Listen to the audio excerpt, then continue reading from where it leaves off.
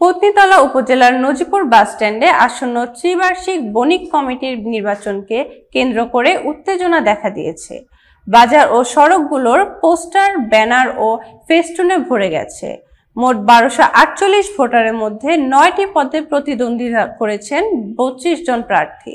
নির্বাচন কমিশন ইতিমধ্যেই মনোনয়ন উত্তোলন, যাচাই বাছাই ও প্রতীক বরাদ্দ সম্পন্ন করেছে।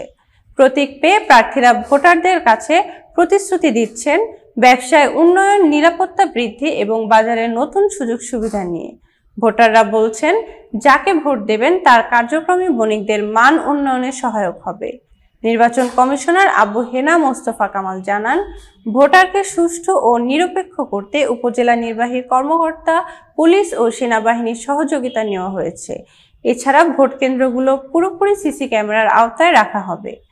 4 ডিসেম্বর বৃহস্পতিবার ভোট অনুষ্ঠিত হবে। নির্বাচনের ফলাফল সকল প্রার্থীর জন্য গুরুত্বপূর্ণ এবং তা বাজারের ব্যবসায়িক পরিবেশের উপর প্রভাব ফেলবে। প্রতিটি পদে বিজয়ী নির্বাচিত হলে স্থানীয় ব্যবসায়িক কাঠামো ও নিরাপত্তায় নতুন দিক নির্দেশনা আসবে।